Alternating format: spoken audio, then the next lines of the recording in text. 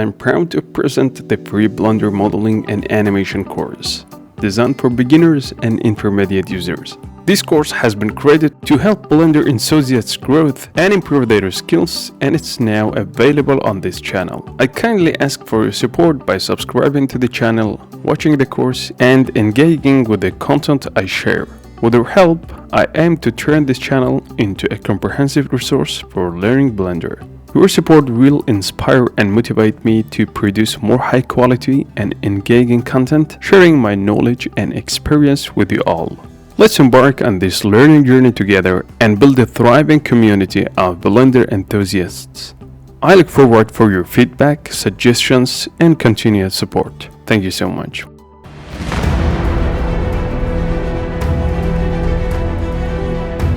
We are in Blender 4.3.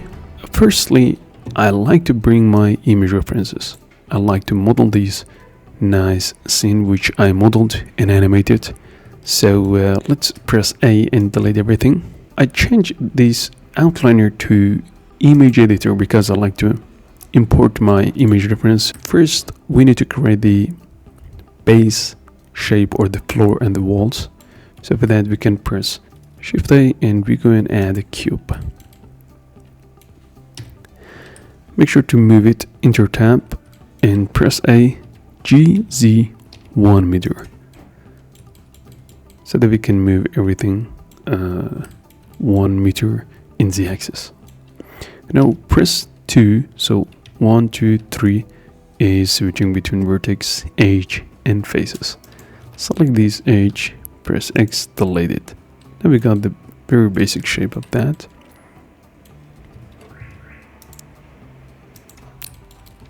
Let's enter tab, press 3 for faces.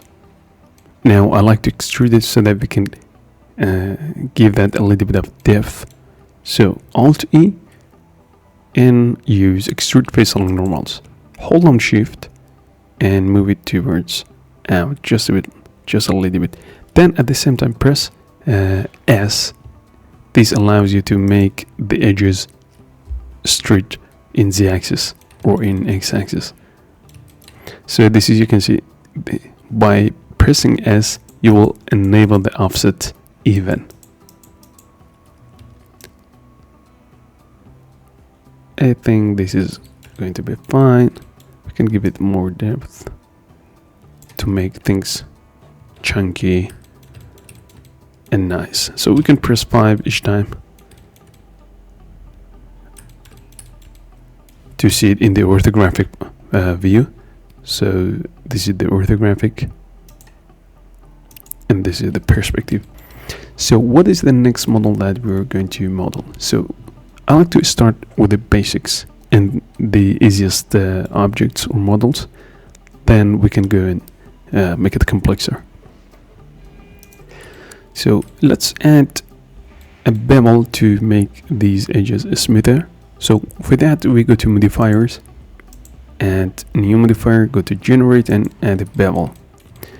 So you can give that some segments, right click, shade out to smooth, make it smoother, and play around with the depth. So now we can set it to almost 1 to make it really high depth. Okay, that's fine right now. Okay, that's great.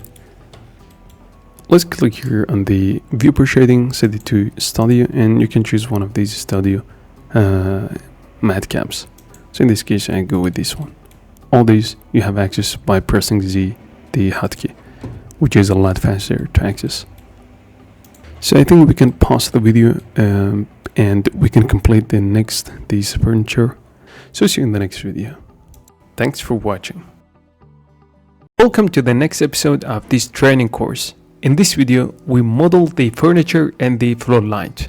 I kindly ask for your support by subscribing to the channel and watching the tutorials. Every time you subscribe or watch the videos, you are taking a big step towards the growth of this channel and giving me the motivation for create even more tutorials and courses for you. Thank you very much, and let's dive into the lecture. Okay, time for modeling the furniture. So for that, we can hold on Shift and right click to move the 3D cursor at the desired position, Shift A, and add a cube. So let's make it smaller. We can make it smaller in edit mode and explain that why. So if you go to item, we press S to scale it, you'll see the scale value will be changed. And if you do that in edit mode, the scale value is not changed. If we scale things in viewport, we have to apply those later by pressing Ctrl A. For example, here we have to press Ctrl A to apply the scale later. So that's good to keep in mind. So then let's press N to close or open this panel. So we press Ctrl N2 to create a subdivision or to add a subdivision by shortcuts. So then we press Enter tab, Ctrl R to add a loop cut and make it smaller in Y axis. So press S and Y, Ctrl R, assign another, and Ctrl R, Ctrl B to bevel that, and look at from here, scale it towards this way, and scale it in Z-axis as well, just a little bit. Now we can press 3, select that, and move it up just a little. Press 1 for the edges and hold down Alt to select a loop edge and scale it in X-axis. Then press 3, select these faces.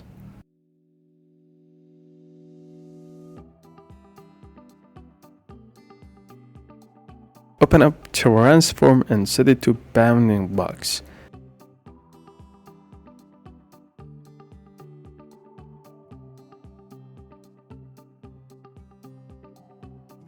Okay, that's fine. Now let's shift duplicate it and rotate it in X and then in Z axis, like so. Look at from front, move it somewhere around here, fix this part by scaling in Y axis, and now shift and D and shift it this one as well, and make sure to apply those later. Look at from top, move these in just a bit forward, shift D, R and Y 90 degrees, negative 90 degrees. Then move those back somewhere around here. Let's move it up just a little bit, slightly. And now we can select these parts and move them up in Z-axis. Let's delete one of those. Scale it in Y and move it in Y-axis as well.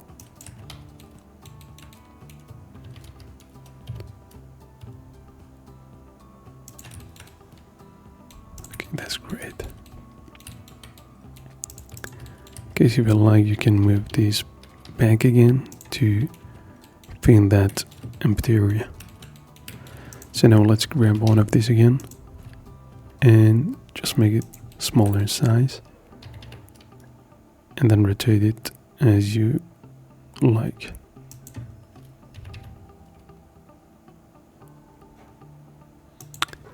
So that's about modeling the furniture, and select everything, shade out to smooth. Now press number the slash and replace it. So let's set it to bounding box. Look at from here, from top, and here is good place for that. I placed the furniture on the ground, so this is a good place as the image reference. So now we can create the light. I like to inform you, dear friends, more than 90% of my audience not subscribe to my YouTube channel. So I hope you consider subscribing to that, because your support gives me the power to create more tutorials. To start, add a cube, scale it in Z-axis. We can actually right click and subdivide it once, and Ctrl 2 to add a 2 level of subdivision. For the floor light, we can start by adding a cylinder. So add a cylinder. So it looks fine, but we need to scale down just a little bit this part. We select both of the faces, top and bottom, delete whatever is inside, and now we can go here and assign another loop cut. So let's actually select this area, Ctrl B to bevel it so that we can make it just a little bit smoother. For giving that just a bit depth, we can use solidify modifier, and you can play around with the thickness, how thick you want, that's up to you. And let's add a bevel and play around with the bevel, assign a couple of segments. And anytime you want to change the thickness, go to the solidify modifier and just adjust it. And for the legs, we can actually use the same object, which is the cylinder. We can play around with the vertices. We can set it to 16 instead of having too many polygon, because we will scale it down. So now we move it up. The length of the leg should be something around 2 times length of this head of the floor light. Move it down first, scale it down. So just move it towards this way, and that's fine. In case if you want, you can select this part and bevel it to give that some nice bevel. You can play around with this. Okay, now, so for rotating it 3 times around the head of the floor light, you can set the transform prevent point to 3D cursor and make sure to select the head. Shift S and cursor to select it. And now we look at from top at the graphic, Shift D and rotate it. This was about modeling a floor light. So let's create this small group that we have here. So for that, as we said, hold on Shift and right click to move our 3D cursor in some place. Press Shift A, and what is best to create something like that? It can be actually the cylinder. We can use sphere, but cylinder is perfect. Scale it again, move it up. And now we have to enter only one loop cut. If I just press Ctrl 2, we add 2 level of subdivision. So let's take a look from top. We can press I to insert the face, and now we have created this really nice. Let's smooth it. For creating this small table, we can use a cube. So sometimes instead of creating a model from scratch, we can just duplicate and copy the rest, or the pre-made asset that we have. Selection to cursor. So now let's move it up, and what we need to do is just selecting these two edge and Ctrl B to bevel those, to make those edges or corners just a little bit sharper. Now let's lift it up, and we scale it down just a little bit, and we scan these actually the edge which is inside, to make this part just a bit curvy. Now it's fine. Shift it to duplicate, and we want to scale it inside with holding down Shift and Ctrl Z. S and Shift Z, and that's gonna be perfect. Now it's time for adding the legs. So with the legs we can use like a square legs or round legs. So we can actually use each of these that we prefer. So let's use in this case a cylinder, and 16 should be good. Make it really small, and then I'll select this face, the top face, move it G and Z, but somewhere here, scale it, control, add another edge loop, something like that. I believe we can press A and scale it in Z-axis to give that just a bit thickness. Let's do the same thing because we want to create things chunky, right? Okay, that's perfect. And now let's select this, shift, or let's select this one, shift S and cursor to select it. Now let's set the transform pivot point to 3D cursor, look at from top orthographic, shift DR and type 90 degrees, and press shift R 2 times to create the rest, and select everything except the matte,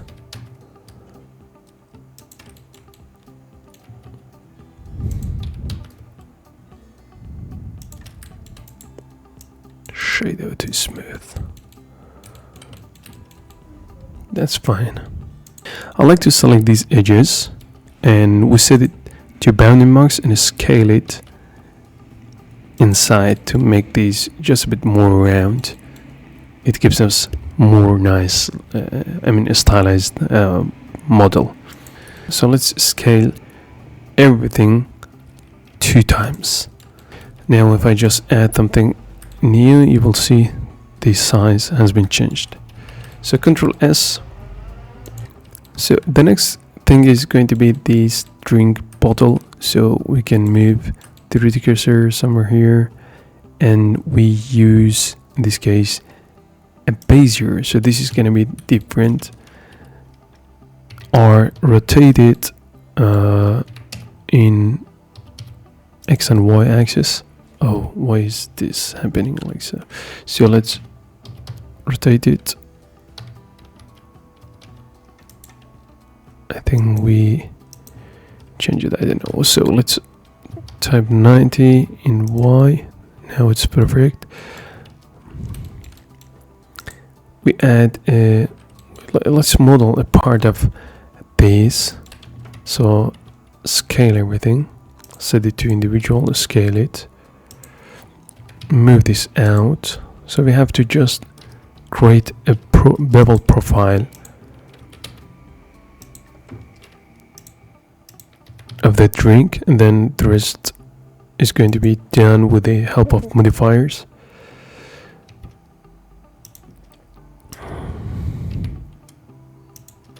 Let's select everything, press V and set it to vector. It allows us to control it easier. R for rotation, and E for extrude in Y axis. Move it down, something like this should be good. And for the top part, just a little bit, and then we can make these parts smoother, for example by moving these towards here,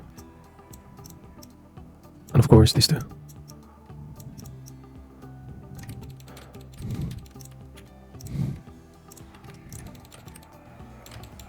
Okay, now so it's time for adding the magic. Now it's in generate in the screw. Let's set it to X, set it to 50 segments, both for render and viewport, and then we have to tweak some parts to make it better, to shape it better.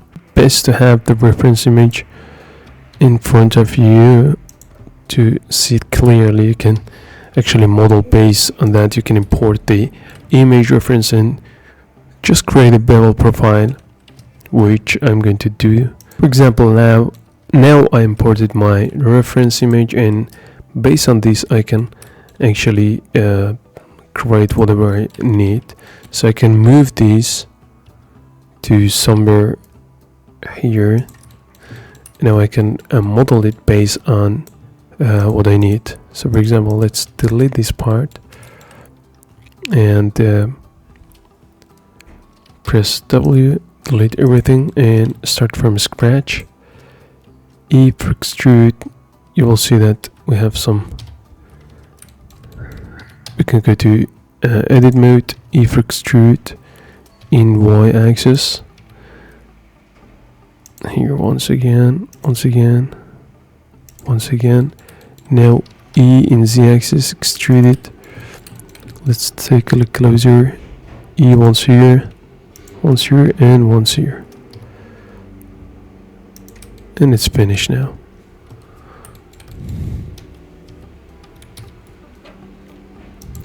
So we can select these, Shift S, cursor to select it. Now we can select the curve, right click and set origin to cursor. So now let's make it smoother and press V and set it to auto. And the same thing for here, auto and auto. So later we have to play around with these handles just a little bit to make it to follow these a little bit better.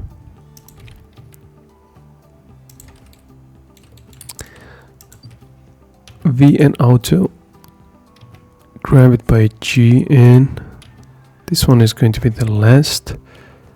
Scan this one and move it closer to here, and this one as well, just a little bit. Okay, that's fine. Now let's see the magic once again by enabling it from here. Okay, so we actually need to move these. This is the problem that we need to solve it. We need to rotate it by setting to bounding box by 90 degrees. And now it's finished. Just move it closer to X axis. And now it's finished. Now just take a look from top and close this area. You can click here to enable the merge.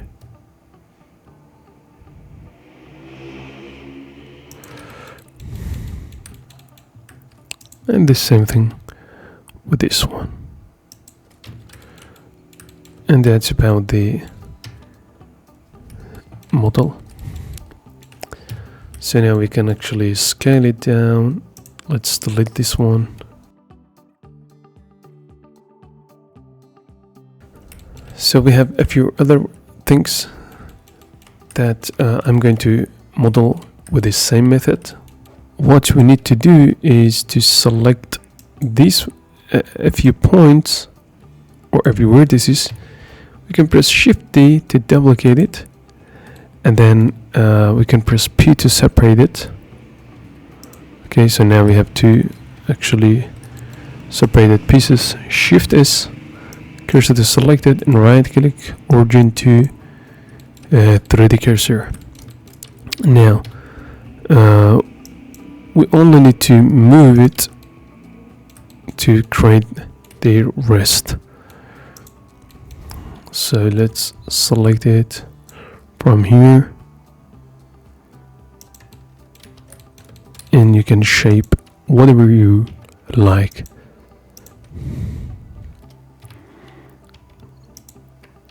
And E once again to make these. Let's focus on it.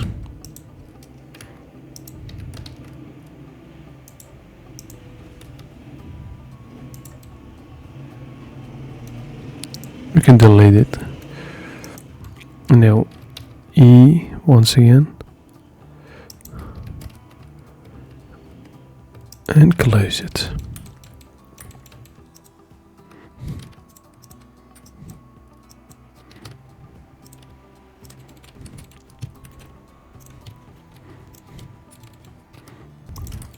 And we can put something inside it.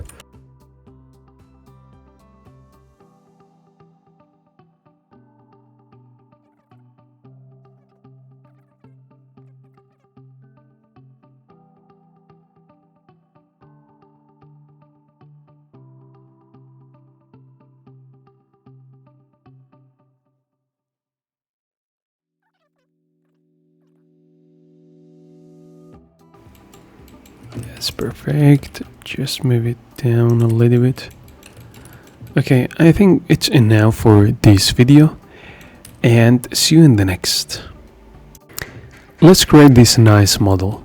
So first of all, we need to add UV spheres. So I set the segment for and the rings for 6. Then let's rotate it 90 degrees. Look at from top of the graphic, delete half of it. And look at from front, and we need to rotate it by 90 degrees.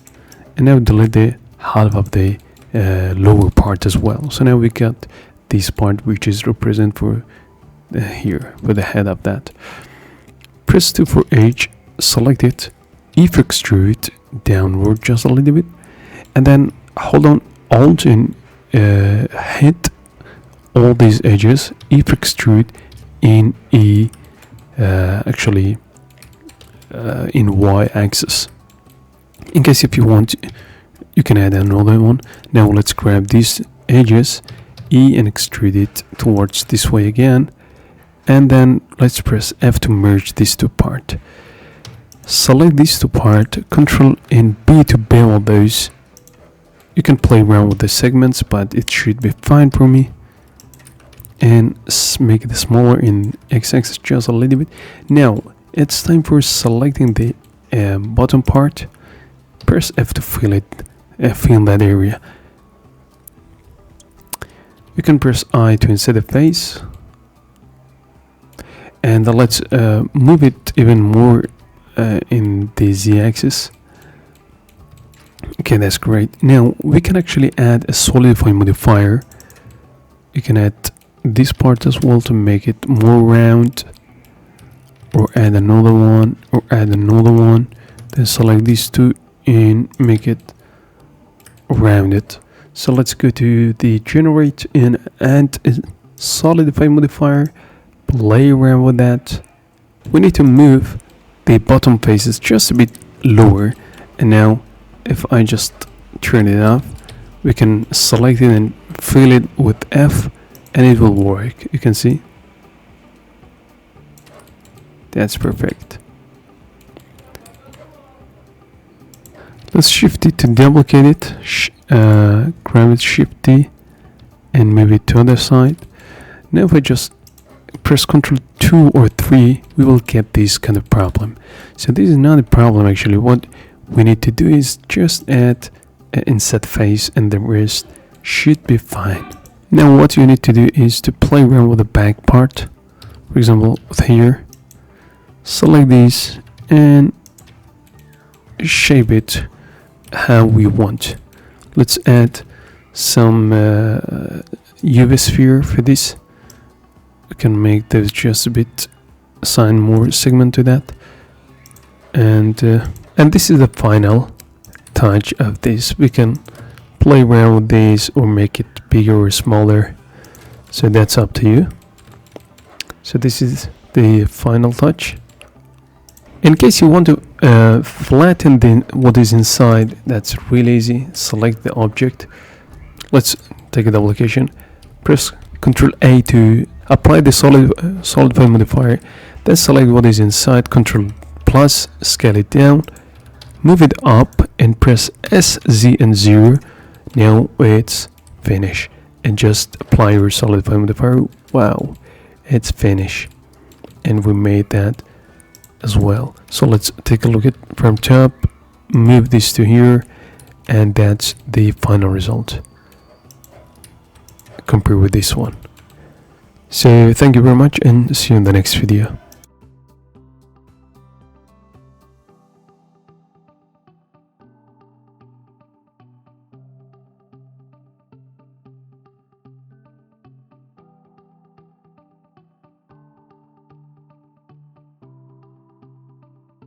In this video, let's create these books.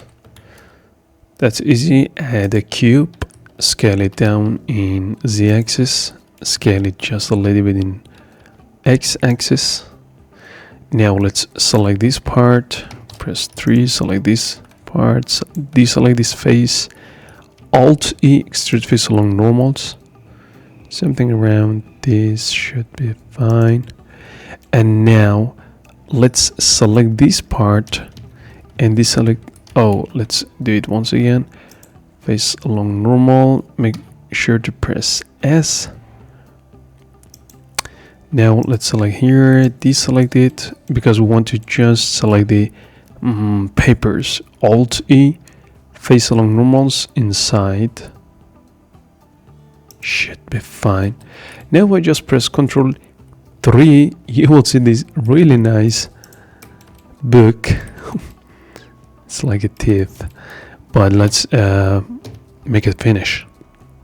So we want to assign another Ctrl R or loop cut, then bevel that by Ctrl B with one segment. Now select it, GG 2 times and GG 2 times.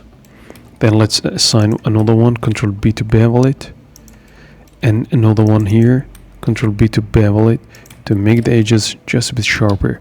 So it's up to you how you want to actually add them. Let's add it, and how sharp you want your book looks like. But in this case, for me, is fine. We can add another one here, Ctrl B to bevel it. And this is the book that I created. We can, for example, make the edges of here a little bit smoother by selecting them and scale them inside and move them back. Exactly like this one. And let's scale them in z-axis, and that's fine. So now you can adjust the length of the papers by selecting a piece, a part of that. The top part or the bottom part doesn't matter. And let's scale here more in case if you want to see the paper parts sharper. That's finished. You can add select the top part to make it just a bit nicer, and the bottom part as well. Now it's more chunky.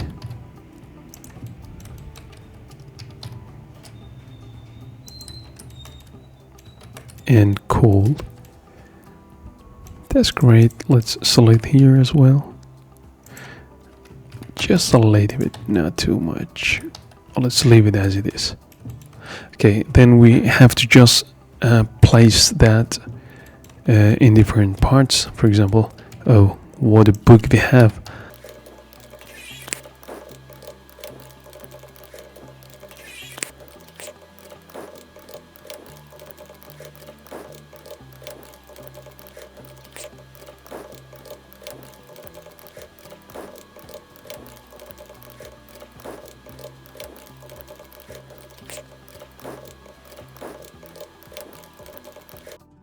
Creating these frames is easy as well, so let's add a cube, and we don't need the back side for now, or let's even leave that as it is. We can move this face and just put in front, I for inside the face, and if extrude that face. Now make it just with square shape in a square shape. Instead of scaling these, you will see these kind of bad things we will get. So let's select just the top part or the bottom part and move those, and now everything works really good. So Control and 2 will get these kind of things, but we can actually add another shape, a few lubricants to make it just be sharper. Even this was nice that way as well. So let's leave it in rectangular shape. Okay, that's fine. And if we want, we can add another loop cut here to make it even sharper edges. Give that some sharper edges, and that's fine. Scale it just a little bit and move it in front. Then place it. A clock is not too complex. It's just setting. Let's create that in this video.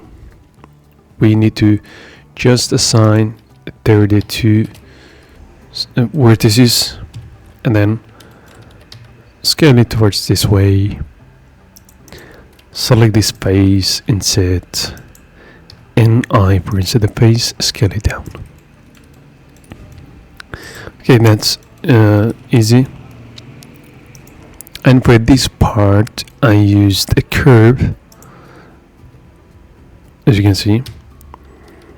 And then I let's extrude it once again and set it to vector, move it here, and now we can use depth to give that some depth. That's it. So let's select this part, V, and set it to align and rotate it. Then move those just a bit inside and play around with the depth. And when it's finished, you can now use it. So let's assign some subdivision here. For this face, we can assign another inset face to make the edges sharper. If you want, you can add another to make the another edge loop to make the edges sharper. And that's about it. See you in the next video.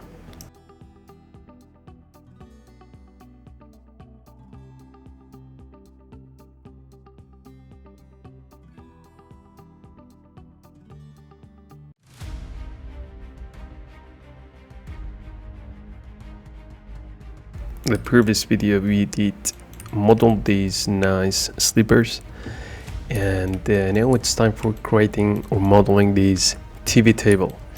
So how we can actually start making that? Well, we will use subdivision modifier to create that.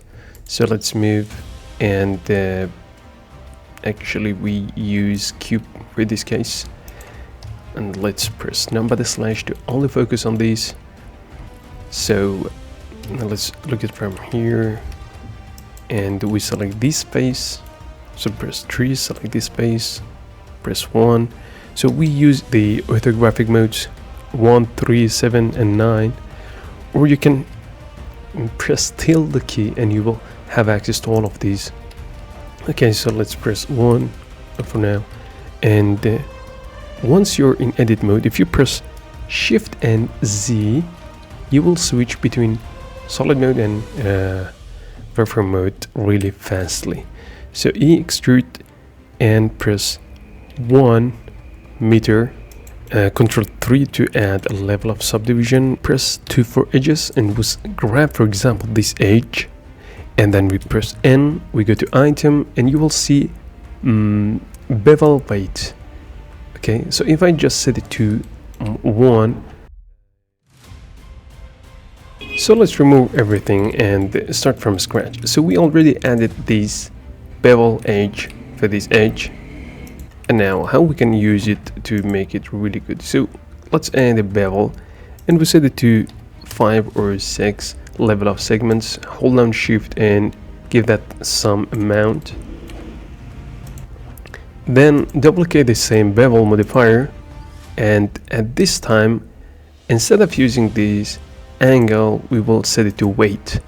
And now just take a look what will happen. We just need to increase the amount of the segments, and we'll got a very smooth actually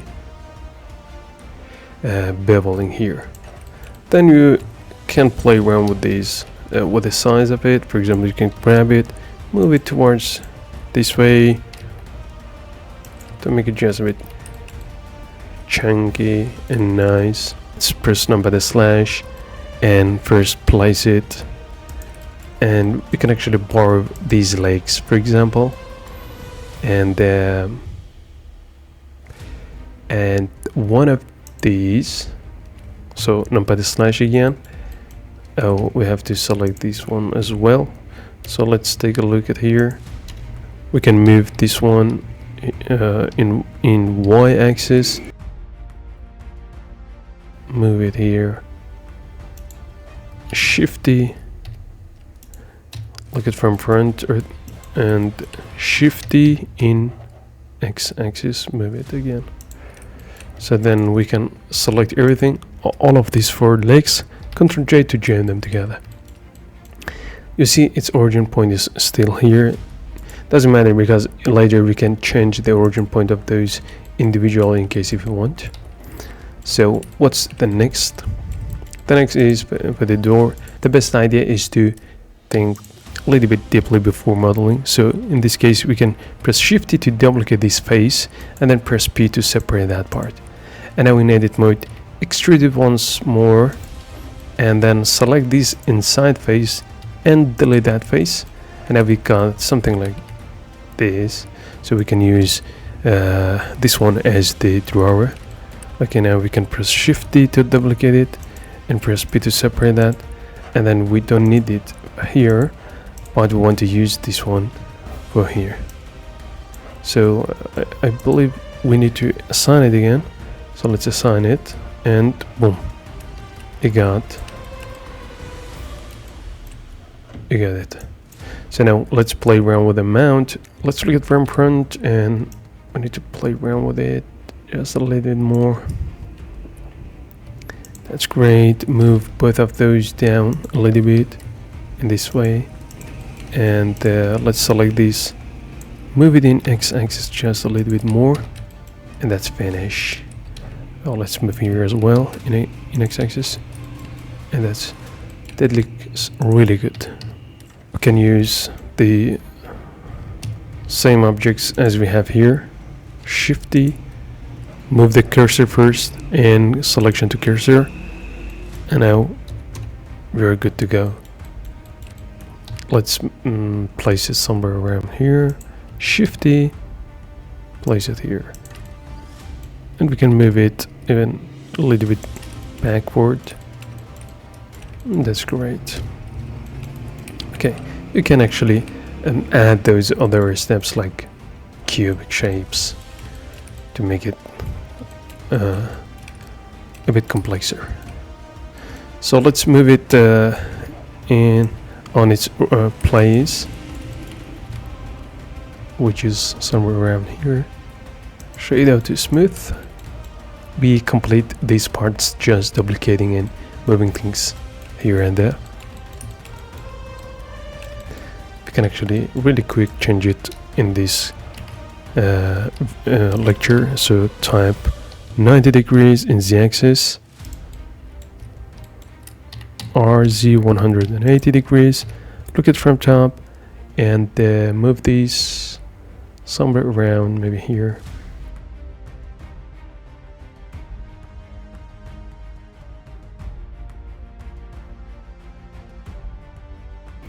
So let's create a nail really quick. We can use actually cylinder for that. Let's set it to 6. R 90 degrees in y-axis, I believe. Yes. And then press 3, select this face, E for extrude. Let's extrude here, Alt and E, face along normal, make it something like this, and scale it again. Let's select all of these parts, move them in x-axis, and then extrude this one inside. Let's grab these edges and scale those down as well. And now we create this nice object. So for the bookshelf, I can change or edit this model. So let's select the top part, because I need a bit longer book size, and then move it in z-axis, look at from front, G, and move it somewhere here. Let's grab these two, move those just a bit, and I think we can change the size of this.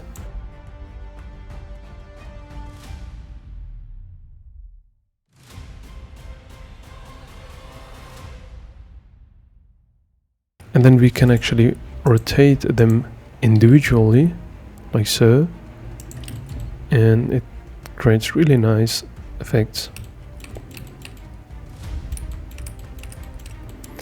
And let's delete this one as well. I think we can grab this part, move it in x-axis just a little bit, and I like to add another one. Shift D, and let's rotate it, and that's fine. And these nice lights we need to add. Let's add another one up here. Press Shift S and selection to cursor. Just rotate it 90 degrees in the axis.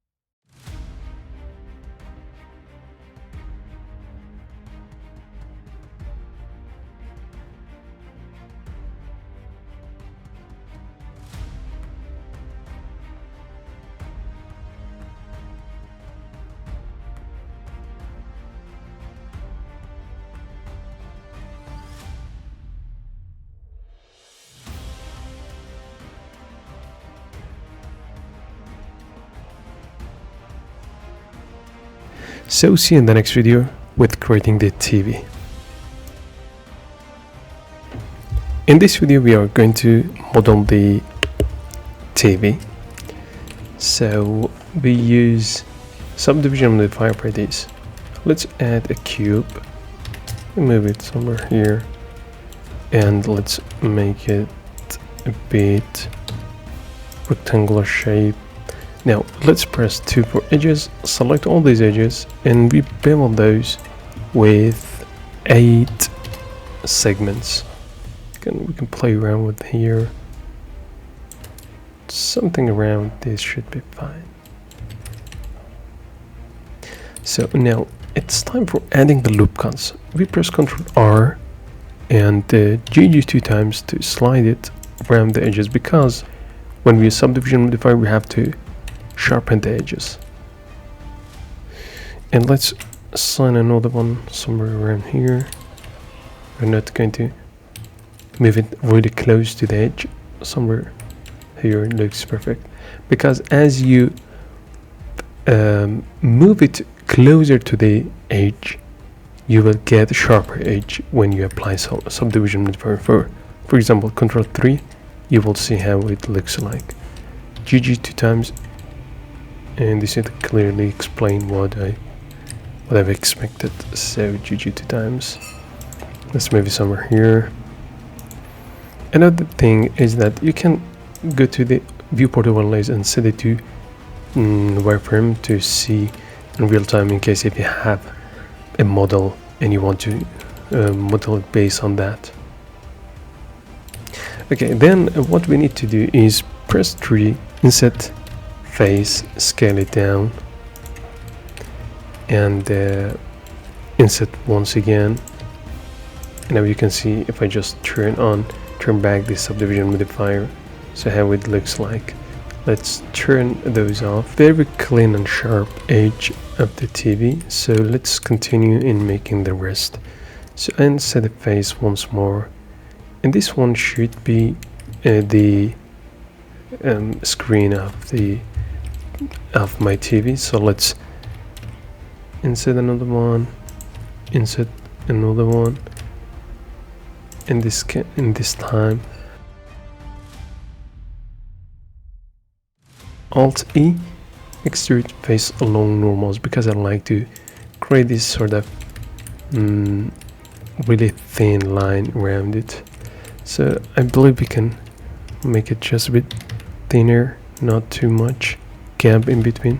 So press GG 2 times, and then press 3, hold down Alt, Control E, and extrude face along normals to create this nice sharp edge around it. Okay, so here we need to extrude it out. So press E to extrude it out. Oh, let's select these as well, E, and extrude them out. In case if you want to make it sharper, you have to press 2 for edges and select this edge, and G, and move it towards this way, and it makes it sharper. Let's press I instead of face, and then move it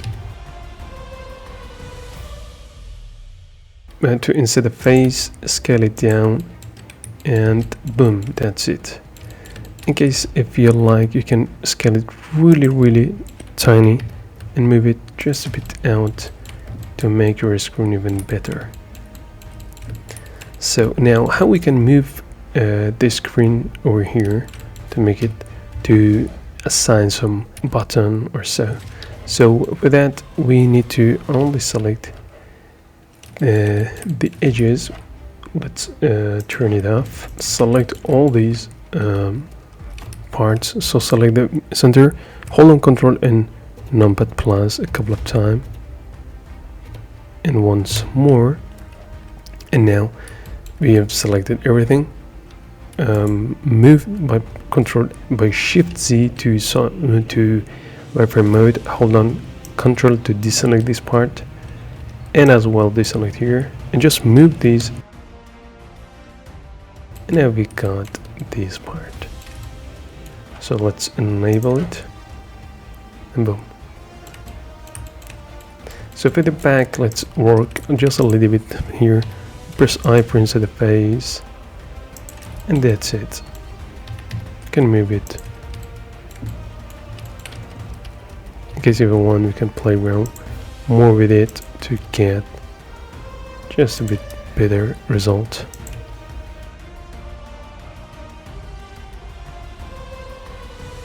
Now let's delete this one and scale it down. Of course we need to create the antenna of this, but no problem, we can just move it here, and then we can create the antenna and the rest, or whatever is belongs to that. Okay, so now let's number the slash again. For the antenna we can zoom closer, and it's a few simple steps. We use, for example, a sphere, and that works good. Make it smaller even. Enter tab, press 3 for face, delete these faces. You can move it higher enter tab, select these edges, make sure to select those in wireframe mode, and then extrude it down once more. Now we can press Ctrl and 2 to add 2 level of subdivision. Let's make these parts sharper.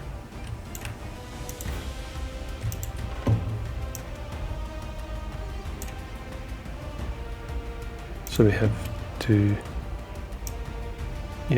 with the mean crease, we can make this sharper.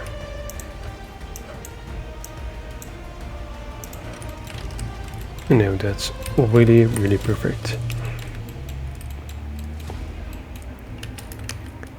Let's assign another, let's set it to 12 or higher than that. Scale it down.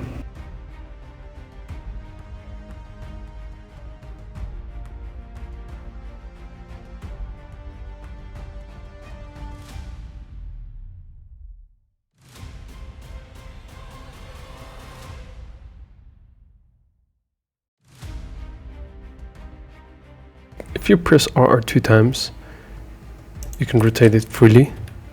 Let's have one here. Rotate it.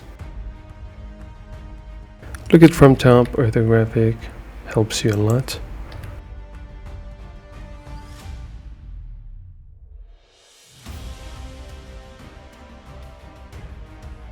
Now let's add another sphere. Make it smaller.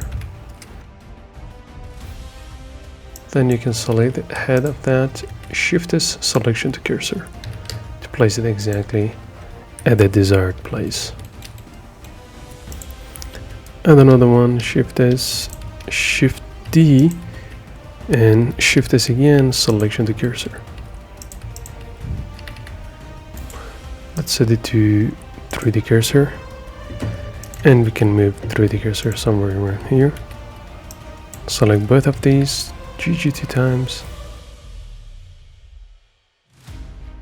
Select these two as well.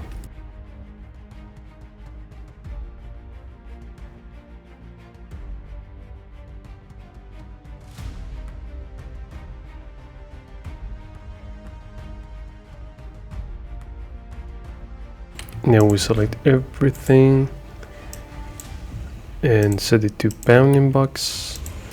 Move them up. Of course, we can select these two.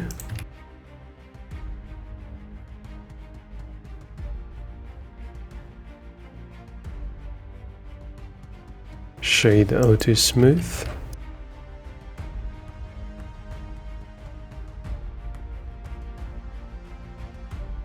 And Ctrl 2. Much smoother.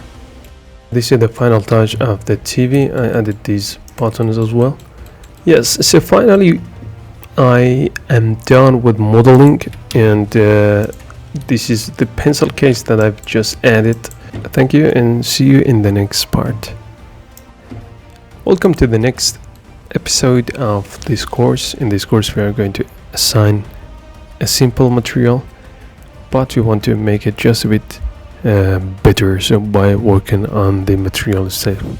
So we're not going to add textures because the focus point on the project is animation.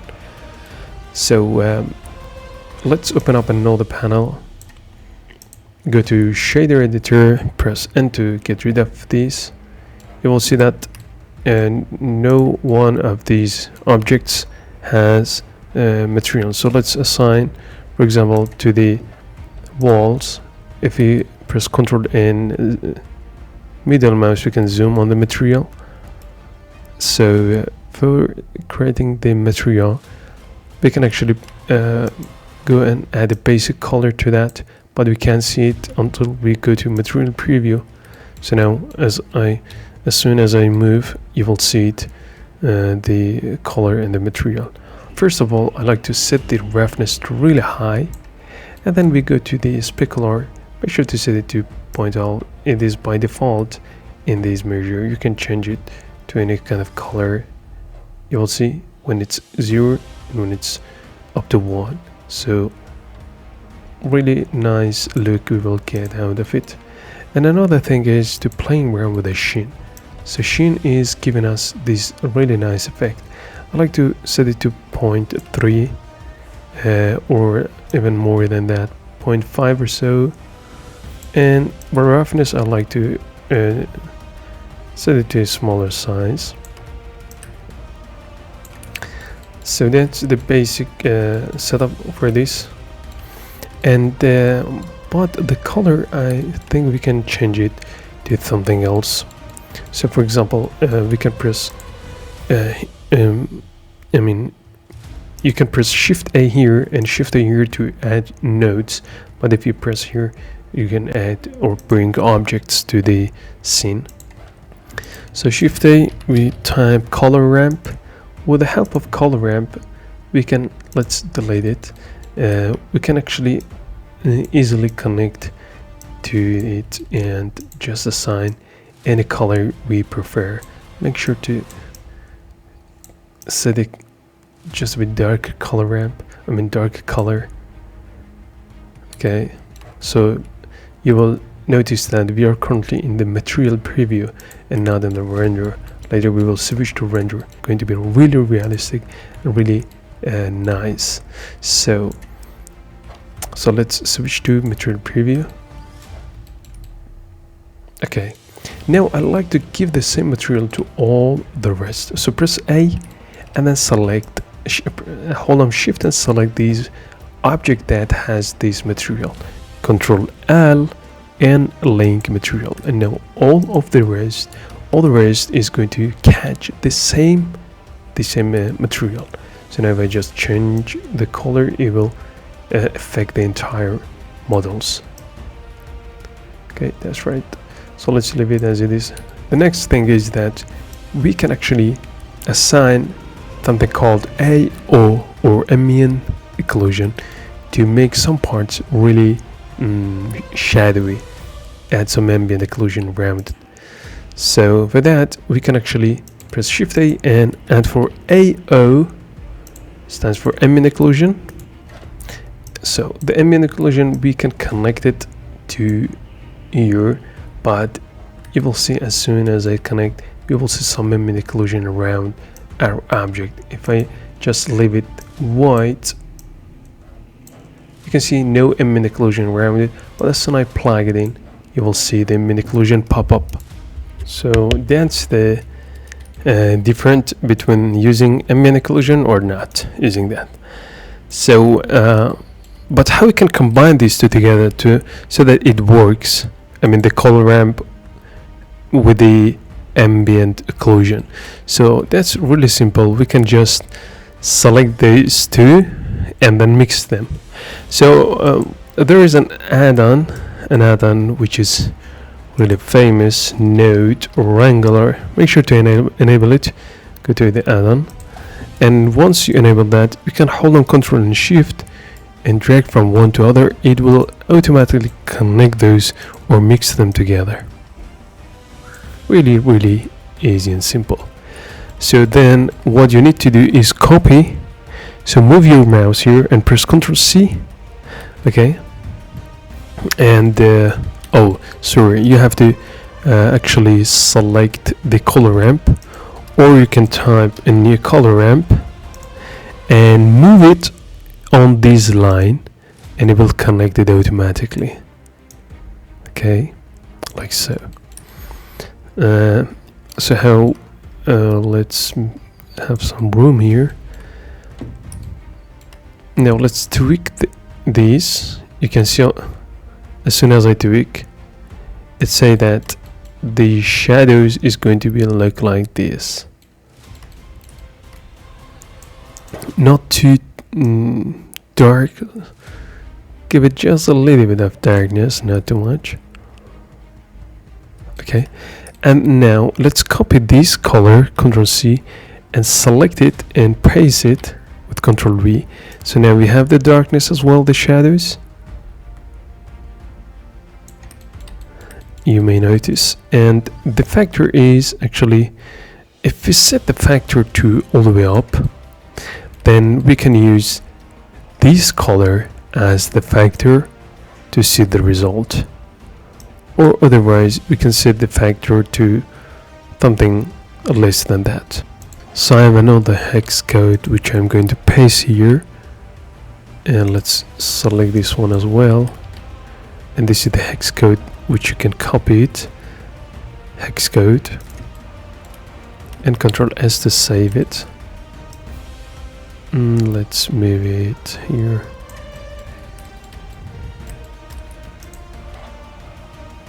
So this was about the materialing, adding materials, and see you in the next video.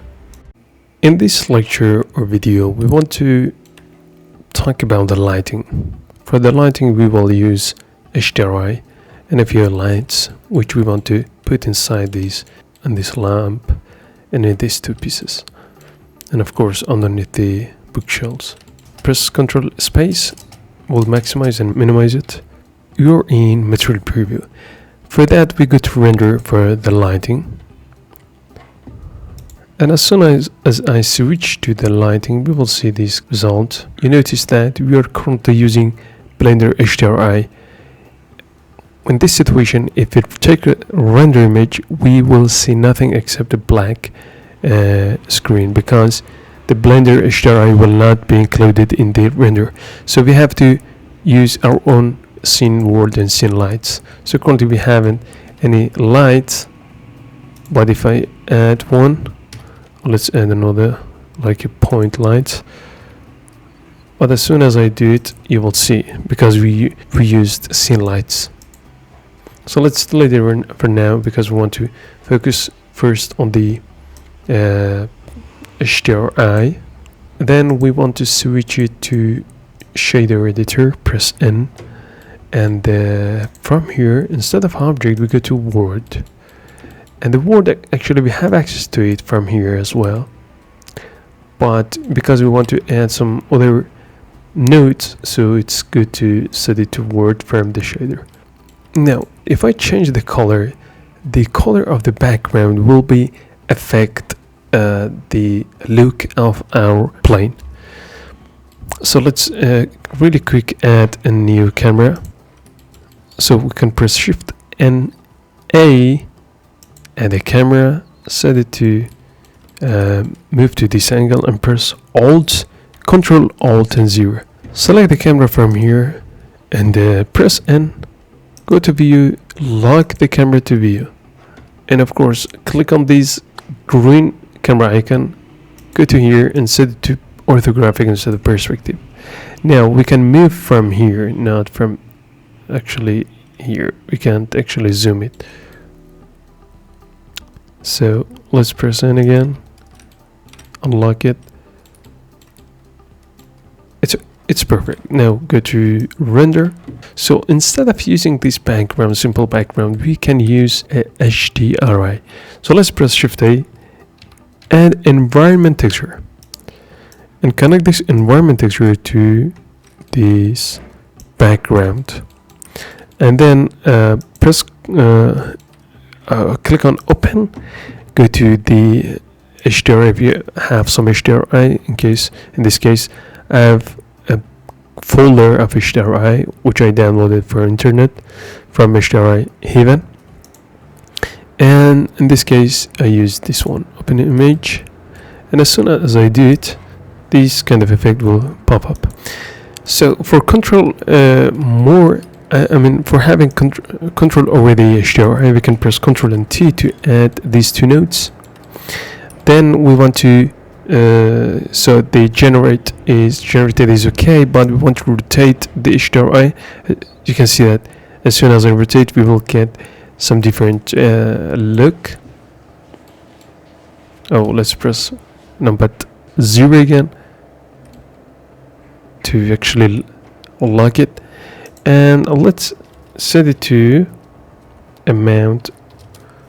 I think this rotation is going to be a lot better, because we will see shadow in a part of this. Okay, that's fine. Quick go to the word again, And I like to set the strength to 2 instead of 1, and now it's a lot better. Now let's assign some area lights to make the scene even more cooler. So let's convert this one to 3D viewport, and make this one just a bit smaller in size, and click on disable overlays to delete all these overlays. So now let's hide the camera from here, and let's move the 3D cursor first at this part, and press Shift A, go to lights, and assign an area light. So let's in its setting, set the shape instead of square to ellipse or disc. Disc is better because we have a cylinder. We use the cylinder for this. And now let's you can see, let's rotate it 180 degrees and then move it down. The power is too much. Let's set it to 5. And now it creates a really nice effect. Let's select this one, Shift S and cursor to select it. Select the same light, Shift D, Shift S selection to cursor, and now what we have to do is just adjusting it. And you will see the result here appear. So let's continue. Moving to the next one, Shift S, Shift D the light, Shift S and cursor to select it. Selection to cursor. And now I like to add the same lights somewhere around here. Shift S, and let's press Shift D, Shift S again, selection to cursor because we selected that, and then we want to rotate it 180 degrees. And instead of disc, we can use actually square shape. Let's move it down in the axis and scale it towards this way, and we can rotate it slightly in y-axis.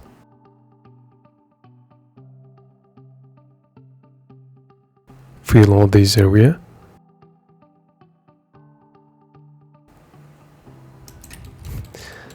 So let's look at from this perspective. Shift D, R, Z 90 degrees, and now move it here. Look at from front orthographic, and G, X, move it here. Scale it in X-axis and move it here.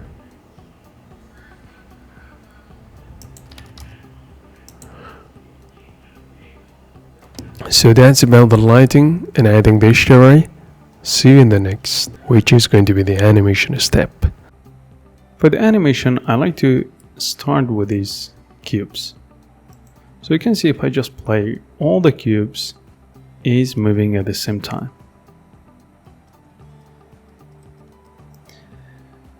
And then we can jump to the end frame and just take a duplication of this one and put it here. We can select both of these, Shift D, and do it like so. So you can take in Shift D the keyframes in the timeline. So how we can make these animation so that it looks like more beautiful? Well, let's leave this one as it is and we grab the center one. Then we want to move to Graph Editor. You can click here and then change it to Graph Editor, or you can Control Tab to switch between these. Currently I've added only in Z-axis in the transform location and not the other axis. So if I press A to select everything, then we can press numpad to see all these channels which I added the keyframes. Let's move this guy here. And now it's better. You can see that all these is looking the same. If I just select this one, is looking the same, and this one. But if I just grab this and we go to the pivot point, and I like to set it to individual origin, then I grab this vertex and scale it, and we can go to the beginning and we start to play. We will see this one more interesting. So what about this one? If I just scale it more, take a look, it starts really quick, and then at here, I mean, it starts slowly, and here it is really fast, high speed. We can make it even more, give that even higher speed than that. You can see what is happening. So this one is the actually, if I right click, like a Bezier, because the interpolation mode is set by default in the Bezier. If you go and find the animation, you will see that default interpolation is set to Bezier and default handle is auto clamped. So we can change those if you want. So we can select everything and we right click and, for example, choose constant interpolation, and then we will see this kind of like stop motion. Then we can choose linear, and linear is something like that. So these are the different interpolation of adding animation, but we can work with these to make it even professional. So most of these, the time I use Bezier and just playing around with these handles. So we have the handle set, which is here. So we can use this by pressing V, we can have access to those. So anyway, let's select these and we press, let's select these two, and then we press V and we choose vector. And now we select these two handles and just make sure to set those to bounding box, and then scale them towards this way. Now we select this one, scale it like so, and now just take a look. So you can actually create a motion, and this one represents actually the same animation which you see. So this is only a single keyframe on the Z location. So imagine you can do it for other, for example, like Z axis for the rotation. So let's do that. If I just open up the graph editor, the cube action, so you can see that in this cube action we have only the Z location available. We can turn it off to don't see it. In case if you have a lot of those channels, we can turn those off, and once that we need, we can turn it on. So now let's turn this one off, and we go to the first frame and we add insert single keyframe, not I for all the channels, but insert single keyframe. And then we press Ctrl Tab. So let's move here, and if I just open it up here, and you will see that we have the same thing, Z location and Z rotation. So let's like this one, and we want grab this, Shift D to duplicate it, and we want to move it at the end. So now let's close everything, and now we move here and we want to play around with these Z. So I like to set it to around 140, right click, insert single keyframe. We enter Control and Tab to move to the actually rotation of the Z, and we select everything, press A, select everything, and press numpad to see those. Now we can do the same thing here. So now we can see the motion, how it looks like. So we can make it more interesting by selecting these handles, press V, set it to vector, for example, and let's select these, make it smaller first, And now we need to only select these two channel and make them like so.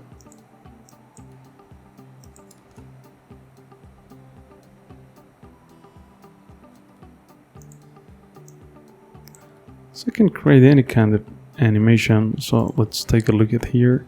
We scale it towards this way. So we can, for example, work on this one just a little bit more, maybe to 1000, right click insert, replace single keyframe, and now you can see that it starts really smooth, and wow, we get it so crazy. So let's select these two again and scale them, and then move them in y-axis because we have only y and x available here.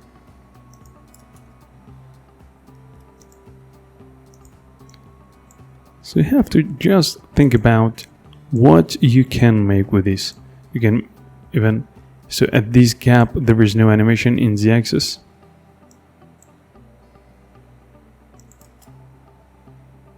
Then we have a really fast animation at these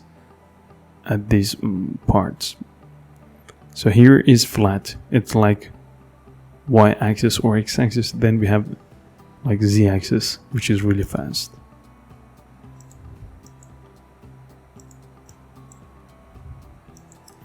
So you just need to play around with different action to actually know what is what.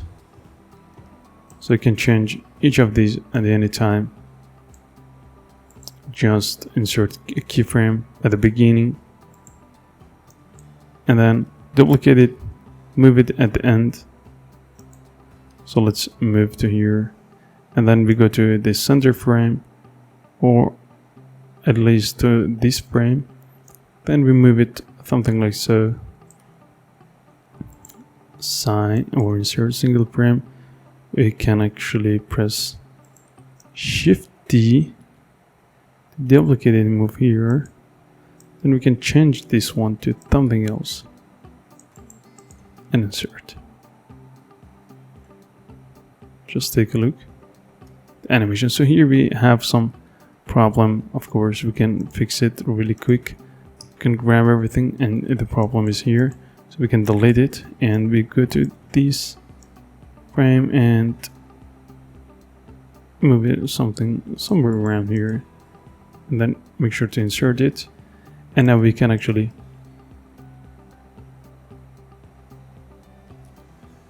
so let's grab this one and scale it, and you will see how this one looks like. Really smooth. Then we can grab these two and scale them like so. These two and scale them really large.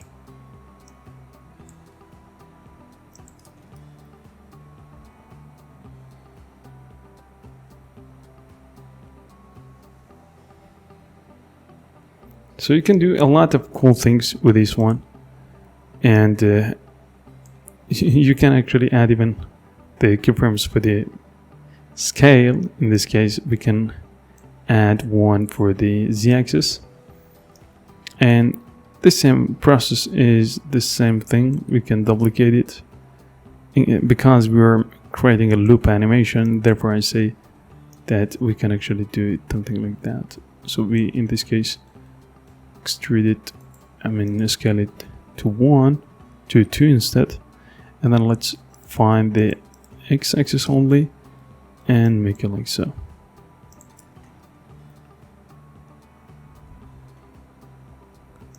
And then let's select these two,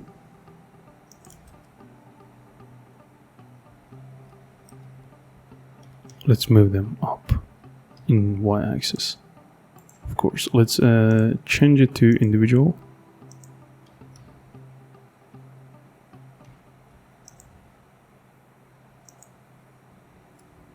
Let's set it to bounding box.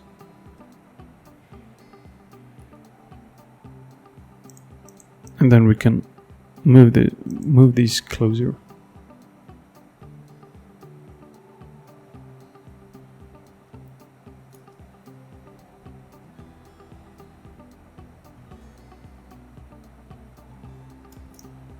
So any kind of idea that you have, you can bring those to life, add the life to those, instead of having just a single cube without any action. So you can learn these really easy stuff and play around with that until you'll be satisfied with that. So see you in the next video. Hope the previous video helped you with understanding the timeline and how the keyframes and graph editor works. So now let's open up another panel and we set it to actually timeline.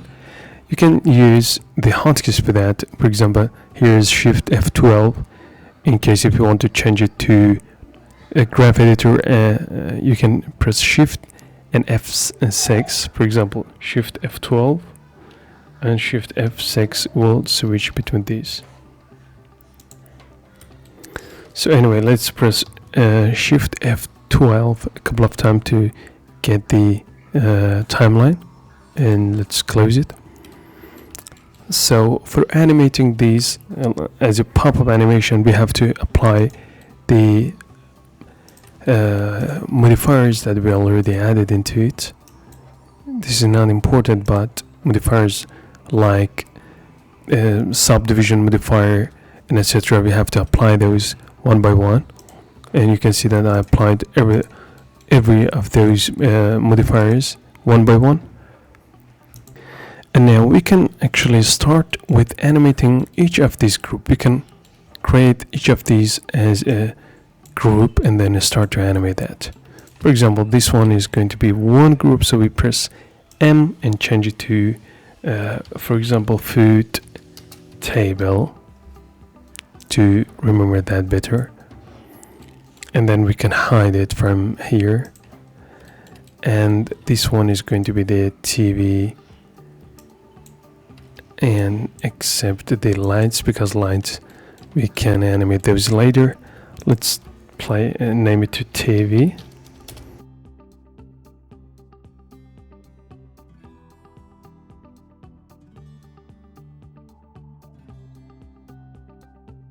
We don't want to animate the background wall, so we can leave it as it is. Let's press F12, background, and that's fine. And then we have the camera. So let's start by, I believe we can start by animate the light or the lamp. First, this one.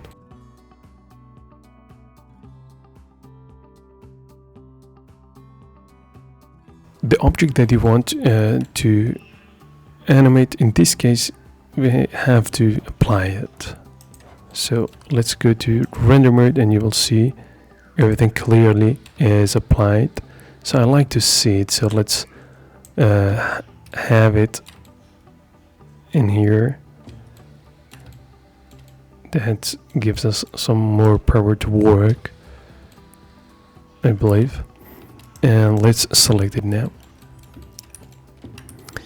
So let's turn on the viewport, the view relays, and select each of these, and then we press Ctrl J, and the actually the key to join them and apply all the modifiers is Y. You may wonder why you do that. Well, that's because the process of animation makes faster and easier. Otherwise, we have to keyframe each of these one by one, and the result is not be as desired result. So therefore, it is good to animate those, and you will understand it after minutes. Open up by pressing N. We can open up this panel, or we can open it up from here. At the same time, we see it. So let's focus on here. You can see that now if we just scale it, it will scale all the objects. So we need to set the frame rate to, for example, let's say 100, and we want to move it from 1 to 50. We want to have a smooth animation. I mean, we set it to 0, and then in the frame 1 it is going to be 0 and nothing, and frame 50 it's going to be in original size, which is 1 in all these axes. So scale it, and then scale it. Let's first right click and set origin to geometry, and now we move to frame 50 first, and we press I to insert a keyframe for the scale.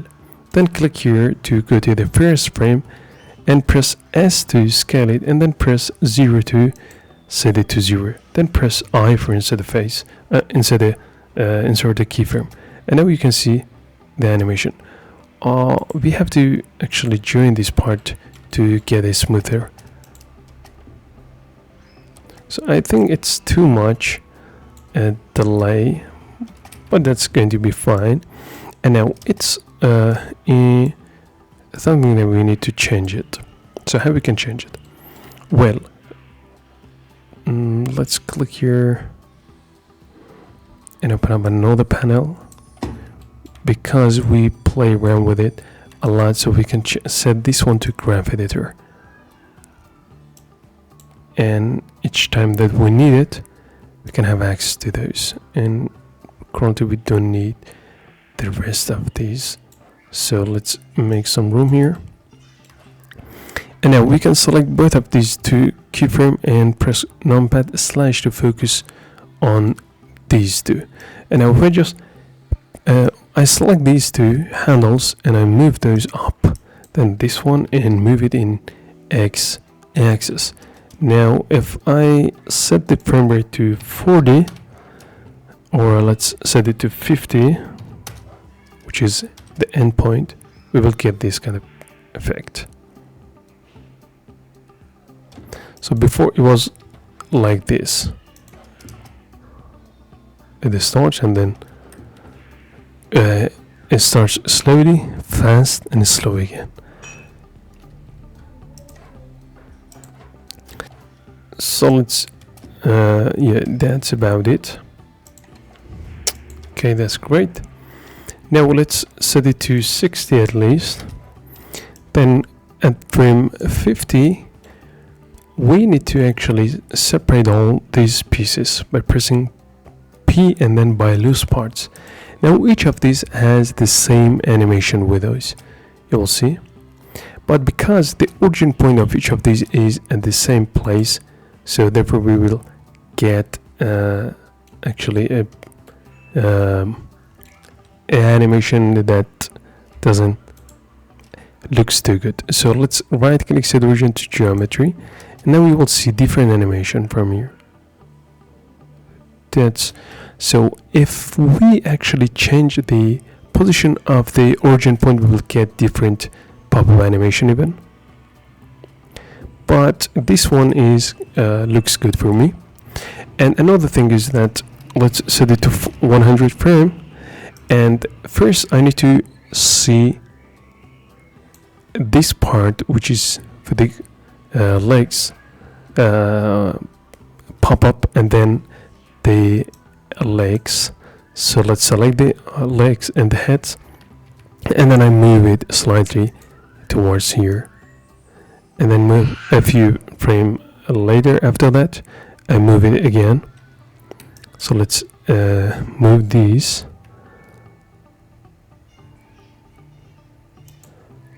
Let's select it here, select these two, select this one, and now let's take a look at it.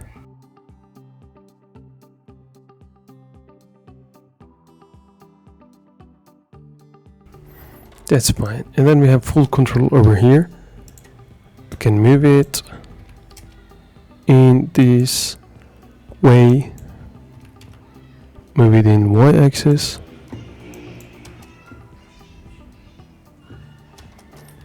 and that's fine. So at this frame, at frame 60 or so, after the animation ends, we can actually select these, shift S and cursor to select it, and add an empty.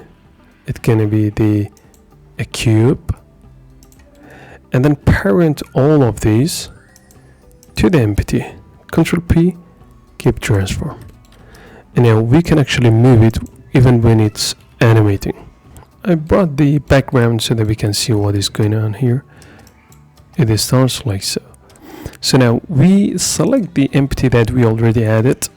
I like to set it to frame 30, 20 frame after it ends, 20 frame before it ends, and I like to assign a keyframe, a single keyframe on the z-axis, and then on 50 we will insert the same keyframe, but at frame 30 I like to move it about half, which is going to be 1 meter. Right click and replace the keyframe. So now you can see the result. It's just a bit faster, so let's move it at frame 20 to until 50, which is going to be about 30 frame. So I like to first we see the pop-up animation happens here, and then it moves it down. I think we need to move it even closer. For example, at frame 10, when it reaches the frame 10, we can select it and move it to frame 10. So from frame 10 to 50, which is around 40 frame, it is moving it or pushing it down.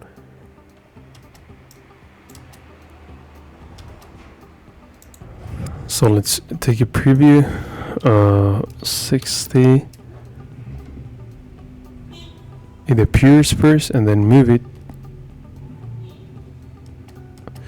So we still need to play around with the animation of these pieces. So let's select everything, and yeah, I believe we can change it a bit better. So for that, we actually select this part, and I like to scale it in x-axis just a little bit, and then I move these upward to around 0.8 or so. So let's take a look at that again. Now I think it's a lot better. Let's select the empty, and we can make it just a bit smoother. So how we can make that? Well, we can select these and move them just a bit closer to each other, and then the gap is important. We can make more gap. We let them appear first, and then we move those slightly. So now we have 50 frames to move it on the ground. The first collection is finished. Now let's jump to the next collection, and with the same method we can actually animate the rest of the collections. Let's turn on the food table. So for this one as well, we can do or use the same method.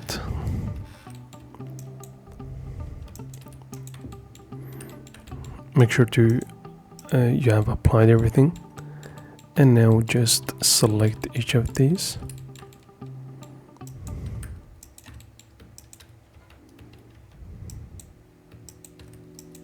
To select the background, Ctrl and J, join them together.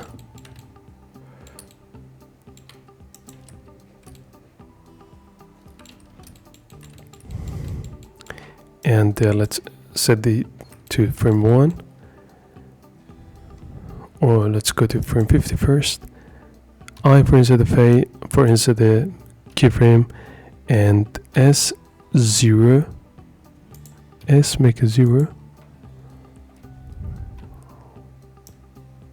Let's make it 0 from here, and I again.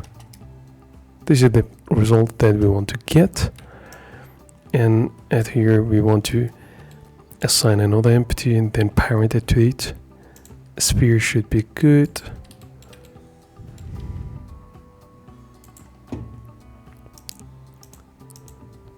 That's strange because I can't scale it down. So guys, we just keep continue. Now let's assign a new empty, and let's press T to get rid of that sidebar. And an empty sphere should be fine for you. And parent everything to the new empty, keep transform. So it starts from here and it slows down. Let's open up another panel again. We set it to the graph editor, press N.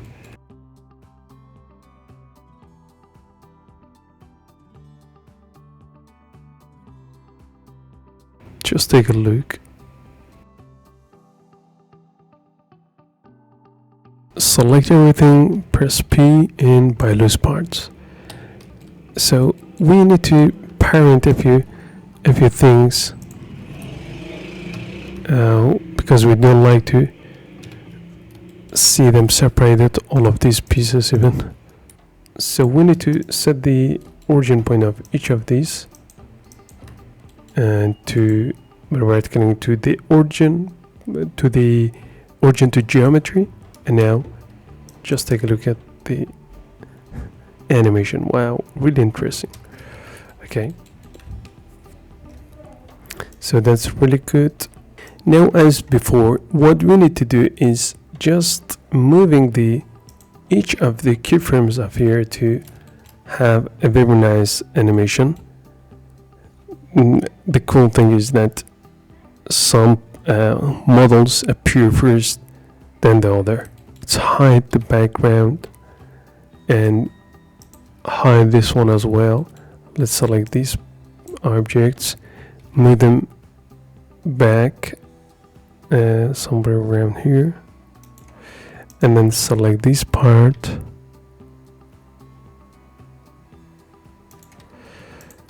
and then select the legs, this the leg,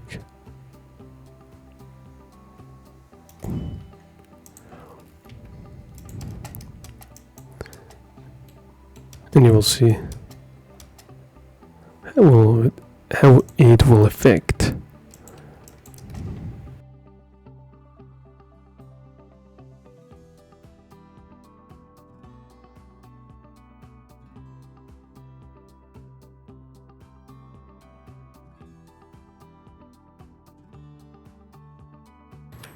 Okay, that's very nice. Now we press Alt H and then we select these empty and we start to animate empty. So it's a good place to animate it. Well, let's set it to frame 60, insert single keyframe, and at this point I like to set it to 1 and insert another because it's about 0.4 or 0.5, around 0.5, and we only move it to a half, so they're gonna be 1 meter height. And this is the result, and something like this. This is going to be the result. So until now we modeled or animated these two pieces, which is nice, and we will continue animating the rest. So far everything is good. In this video we will animate the next group, which is the bookshelf, and this clock and the frame. So let's press Ctrl and the space to minimize our panel. We press N again to bring our item and transform rotation. So let's turn on overlays as well. If you want to see a preview, turn it off, and once you want to animate the characters of the objects, turn it on again. So let's zoom closer by holding down Shift and middle mouse. We move to the first frame and we press Shift and F12 to go back to the timeline. You will see Shift F12 and the graph editor, which we have already here. So we already applied all the modifiers that we used for these, and then we select each of these and we make them merge them or by Ctrl J. Let's do for the rest part Ctrl J, and then these two Ctrl J. So now we press Shift and S and cursor to select it, or let's press right click, select those and set origin to geometry first, and then Shift S and cursor to select it. Now its origin point is here at the center of these objects. We add another empty. It can be anything. For example, let's add these single arrow in this case. And then we select the objects, hold on Shift and select the single arrow, Ctrl P, object, keep transform. So let's select the object again, and now you will see if I just grab it, everything is parented to these. So this is the father and this is the children. Let's select the object, press N, make a little bit of space here, and we want to animate those, or let's animate those in scale. So we use 50 frame per these. So we press almost I here, and then we go to the first frame, S, and type 0, or press the 0 key, then I for insert the face, insert a keyframe. So this is the animate that we will get. Later we will change it. So we have the graph editor here, which is perfect. Let's hold on Shift and middle mouse to move our isometric interior. So let's select it, press A to select these, and click on this and normalize. And then give here, we don't need these two outline around the properties for now. So now we have more space to work with. Let's press number the slash, then we can select these two and make sure to press X because we want to move those handles in the x-axis. And now just take a look. You can actually play around with it a little bit more.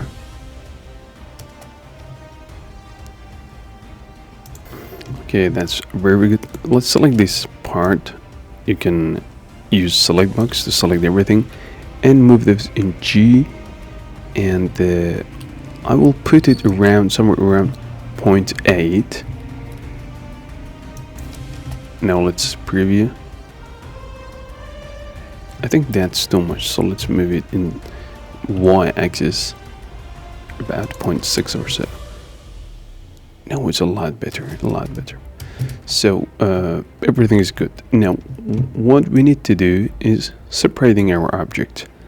Even we can actually animate these as well, but it doesn't matter because these are parented. And then I want to work with this one, so let's move it to 0.4 instead, as this allows us to see the animation in a longer frame.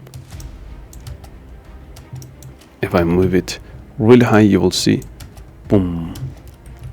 So you can at any time manipulate your keyframes. And now let's enter tab again, select everything, press B and by loose parts, and then right click and set origin to geometry. Turn it off, and this is what we get. Okay, so a few frames later you will see we after 10 frame moved everything down. So let's select this one and we go to frame 10, and then right click, insert keyframe, and then drag it in z-axis. Oh sorry, we need to move about frame 50. Right click, insert it again, and click here to jump to the first frame, and then we want to move it upward about 2 meters and replace the keyframe, and this is what we will get. So this is actually we need to manipulate it again, So let's select these two parts.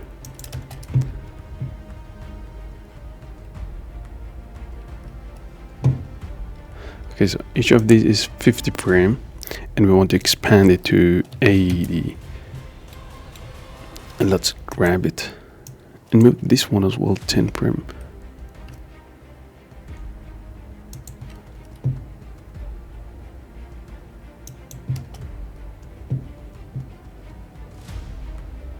Now a lot better. So you will see that we can merge these two together, Ctrl J, to get a better result. And this one, let's animate it. Press I to select all of these. I mean the nails. And then now we can actually select each of these frames, keyframes, and move them forward or some of those backward. In this case, let's select these and just play around with this. Just take a look at here, this bookshelf, how it will appear a lot better. So you just need to manipulate your keyframes, forward and back.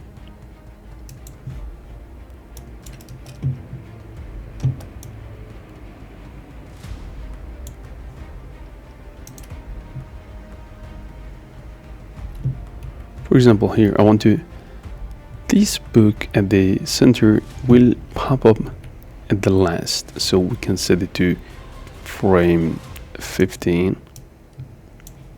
and then these two,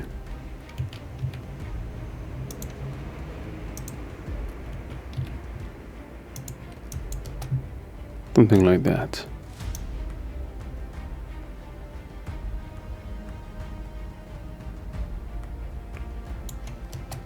Let's change it. Let's move it about frame 10. That's okay. And then these two, I'd like to move those forward after frame 10, somewhere around here. And now this one will appear first, and then the rest. So the origin point of this is here, so we can actually move the origin point. Let's move it to below. What will happen? Then right click, set origin to 3D cursor. Now it will pop up from here.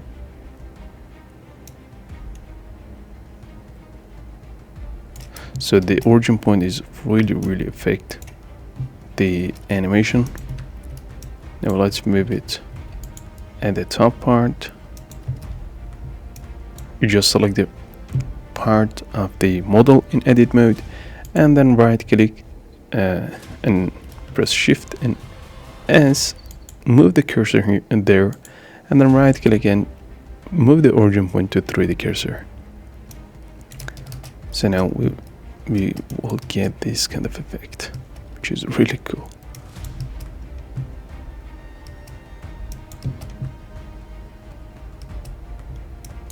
And this one is different because all the origin points is at the center. You can actually just manipulate those and move them at the corner, top or bottom, and change your mood of the animation or the look of your animation. We will continue in the next video. In this video, let's animate the furniture. So we turn it on and then we zoom a little bit. Let's make some room here or space, and we select one of these and make sure the modifier is applied first, which we did it. And then we just select all the parts, Ctrl J to join them together. Oh, except this part, which is, it's, even we can't see it, but let's select it because we modeled it. And we go to first frame and press Shift S, cursor to select it, and a new empty. This can be a cube, fits good with these. And then select the object, then empty, and press Ctrl P to keep transform. Now let's move up first about frame 50, and we select the empty, right click, insert single keyframe. So we have about half meter, so we can move it to by 1 meter, and right click, insert single keyframe. Let's select the keyframe of these in the graph editor and just select the handles, and we can play around with it. So actually there is a very important trick if you want to the look of your animation of each of these empties that you added will be look like each other. So these frames right here will help you a lot in the horizontal mode and the vertical mode. So if you just move by holding down Shift and middle mouse, if you move, you will see, for example, 2, 4, 6. And then we have here the frames. For example, we are in the frame 15. Or let's select one of these, which is at frame 10, and you will notice that we have 10, 20, and 22 frame, and we will see the end of these handle. So this is from the frame until the end of the handle, we have 22 frame. So now we can actually assign it for the rest of the empties. This way the pop-up animation for each of these empties will look like each other. So in order, if I just select these two, for example, and make it really crazy like so, about 40, and now you notice this is really fast and the burst is in normal mode. So it's something that you have to think about it in order to keep your animation in one level. So now let's move these to frame 10 because we want to start animate the empties after 10 frame. So now let's select the rest of these objects, and then we want to scale them, right? So we go to frame 50, right click, insert single frame. Oh, not single frame, but we want to press I because we want to animate all these X, Y, and Z because this is a 3D. And that's S0 and I again to insert the single frame.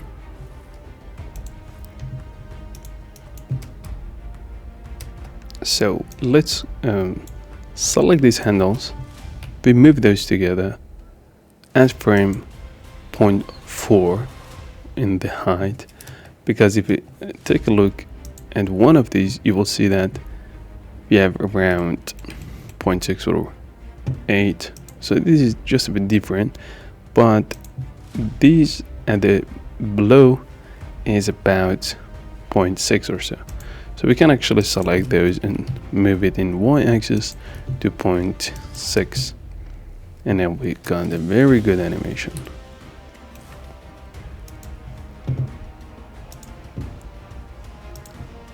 And then we can actually select this handle and move it in x-axis just a little bit. Now we got a very, very good motion.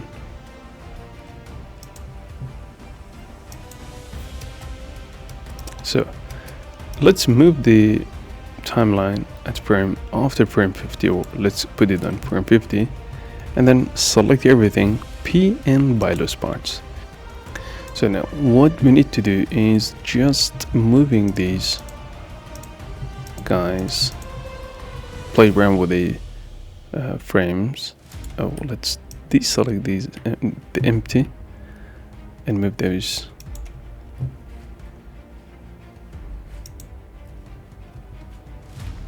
Frame 10 or so. and then these two will appear sooner, because in this way we will see this background as well. Select again origin to geometry, and now we got a very good animation.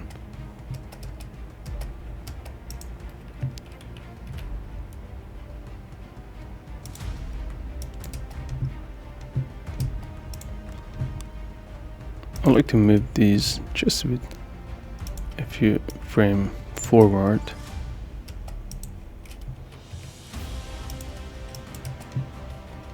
Something like this. Okay, that's the animation of this part, and the last part I believe is the TV.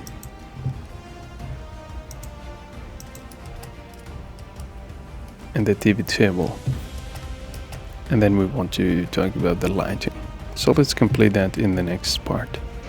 If I just press Ctrl space, you will see when we try to animate this TV table, this group, which is the table of the food, is actually doesn't let us to do that. So we need to turn off its collection or exclude it from view layer. Of course, when you click on this, you will exclude it from render and viewport. So this is the render and this is the viewport. That means that once you take a render animation or image, this group, the food table, won't appear in your rendering. So that's good to keep in mind. Now it's a lot easier to focus on the table, TV table. So let's turn on the overlays, and we already applied everything, and we merge them together. Or let's select it. Actually, table. Press Shift A, and we add a cube in this case. That's fine. And then we want to select everything of these details, join them together to make the process easier. Let's select the empty first, as we did before. Press N, and we move to frame 6 in this case, because we want to leave 10 frame. Right click, insert single keyframe, and move it about 1 meter, and then right click, insert another single frame. Well, let's move it to 1 meter and 20, or 1 and 2, 1.2 meter. It's too much. Now it's a lot better.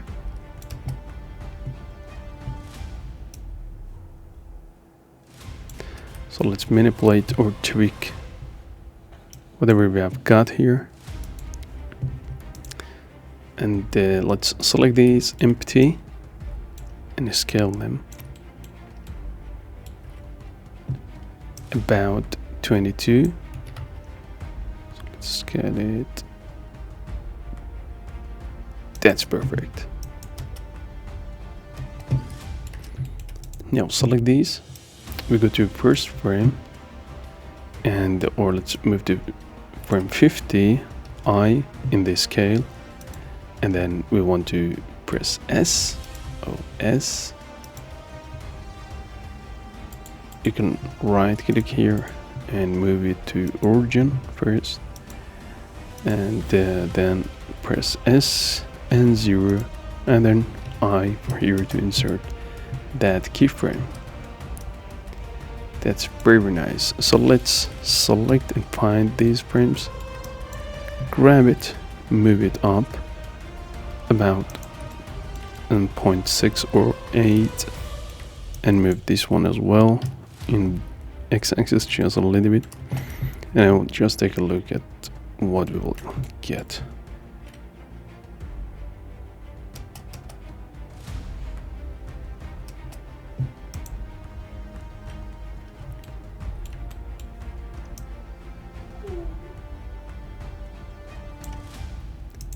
Now let's separate all the pieces. Ctrl P and by loose parts. Select everything and move here. Right click, set origin to geometry first. Hold on Ctrl and deselect it. And then press A here and move everything about 5 frames. The next thing that will appear is this bigger part. And move the rest about 2 or 3 frames. Then we'll leave here and move the rest to frame 10. And here we have the TV room, or the TV. So this part, wow. Let's grab these objects and this one as well.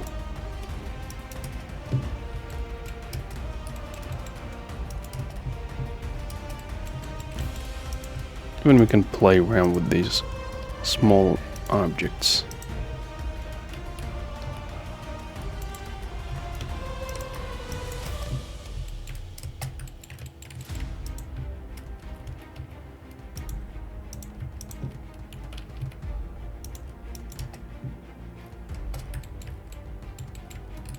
So let's work on the books. First I need to this book appear, then this one. So we can select it and move it backward. Now you will see how nice it will appear. And then I like to this one appear later, so let's move it and then play around with these.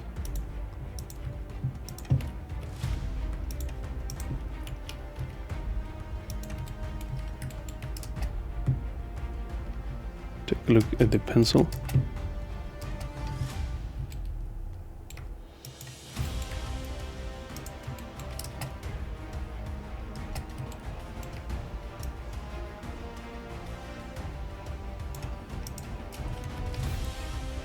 Let's change it.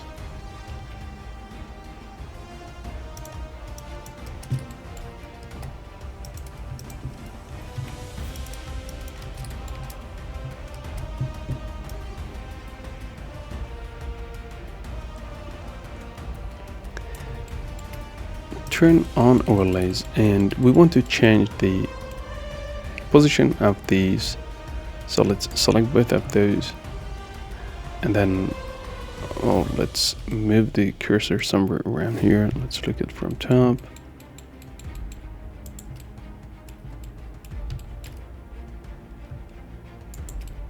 It's really hard to select sometimes. Now it's a good position. So right click, set origin to 3D cursor. Now just look what will happen. So this, because all the origin point is at the same place, it's not too interesting. So let's move the origin point of this here.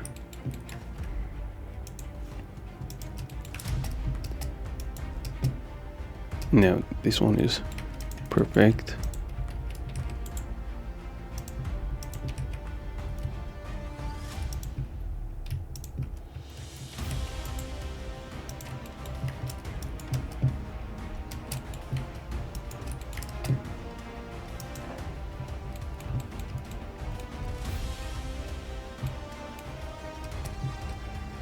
And that's about it. Let's right click and join the left so that we can access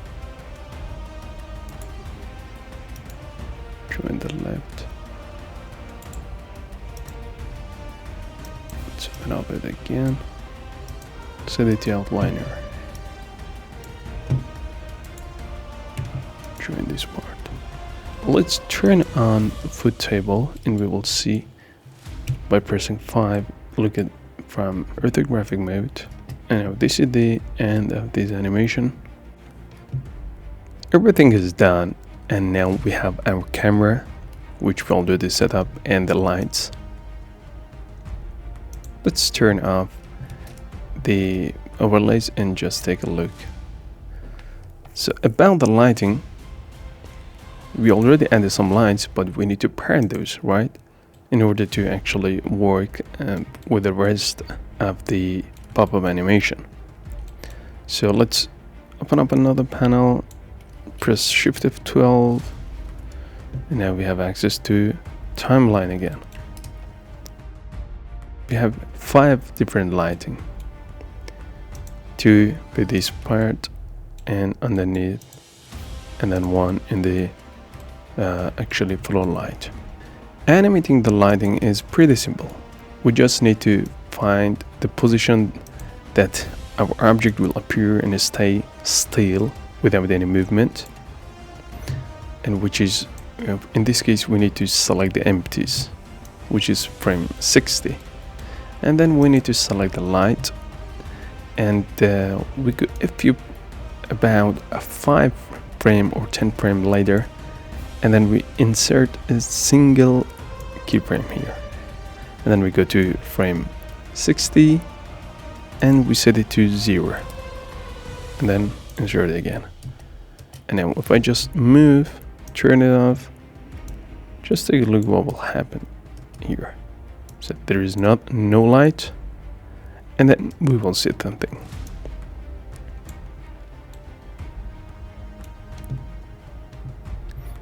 You can play around with the power of the light, set it to 10.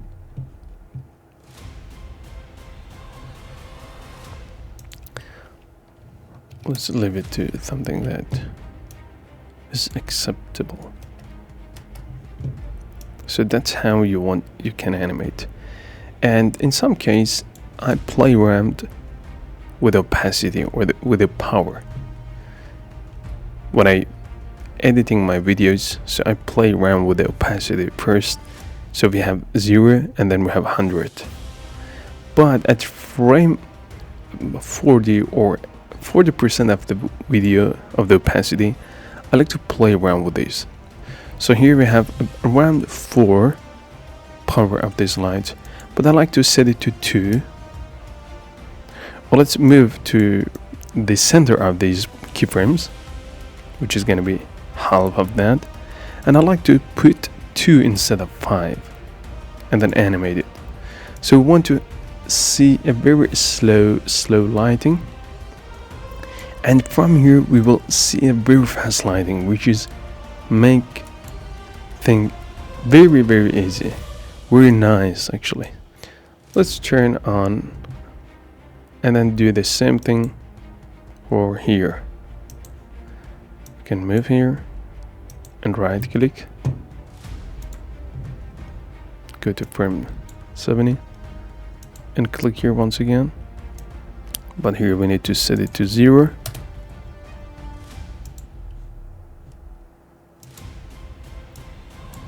And 2. But this one we want to set it to 6, for example.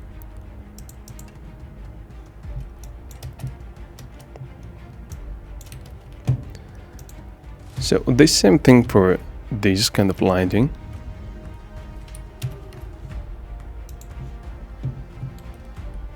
So we zoom a little bit closer. Let's go to material preview to see a fast preview and click on scene light. And this allows us to see in real time. So we go to the first, let's set it to 6 and then insert your keyframe, go to frame, the first frame, and set it to 0 and insert another. Let's set it to 2, or in some case we can set it to 1 even, but 1 nothing is showing us, so let's set it to 2 and insert your keyframe, and do the same thing with this part.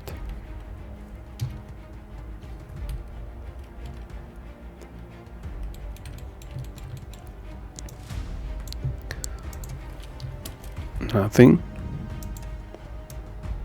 and 1 and 6.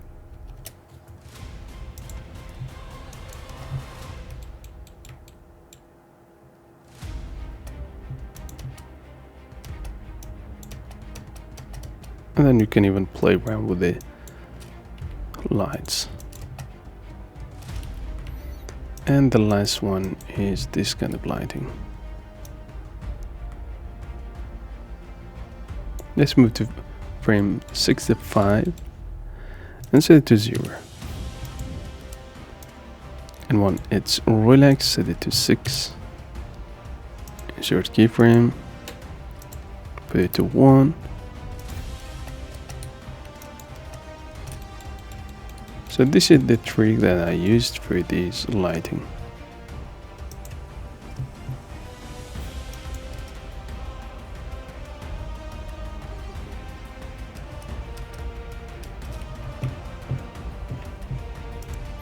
Now it's time for animating this, or take a render animation.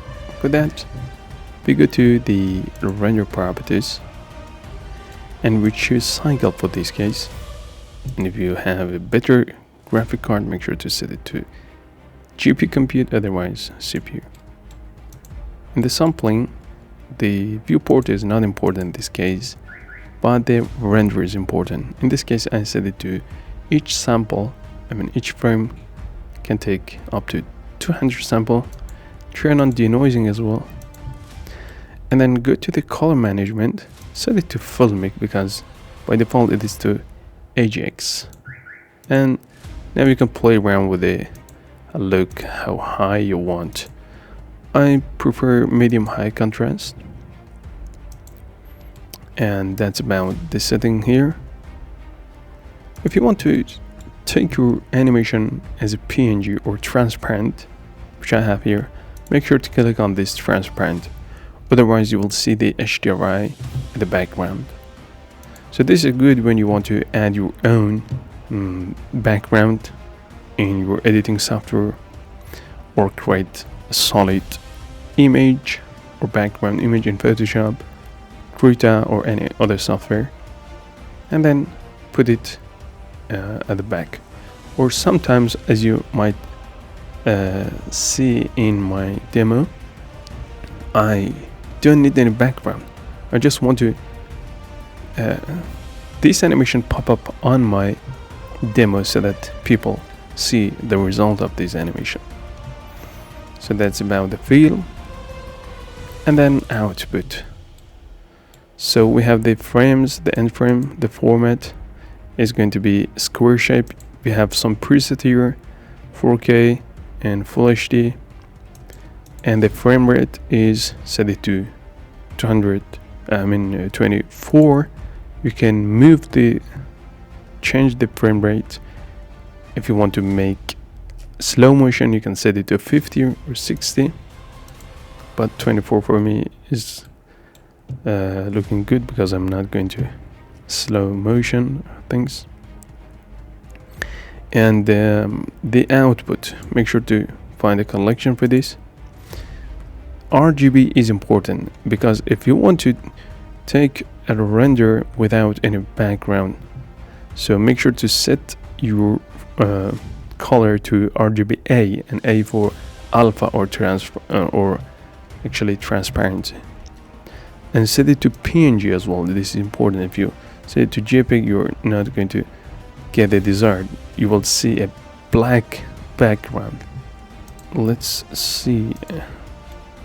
Yeah, if you want to use motion blur, once each of these will pop up, so you can use it. But I prefer to turn it off because in this case motion blur is not really handy. And that's about it. Then after you're done, you go to render and animation. Once you click that, you have already choose your folder where you want to put it, which is output, and then you only need to click on animation and it starts to animate. Another very important thing, while you're taking render, make sure to set your viewport to solid or wireframe, not to render, because Blender try to render in viewport and at the same time in your try to render out this guy here. So that's very important to set it to solid mode or wireframe mode. I kindly ask for your support by subscribing to the channel, watching the course, and engaging with the content I share. With your help, I aim to turn this channel into a comprehensive resource for learning Blender. Your support will inspire and motivate me to produce more high quality and engaging content, sharing my knowledge and experience with you all. Let's embark on this learning journey together and build a thriving community of Blender enthusiasts. I look forward for your feedback, suggestions, and continued support. Thank you so much.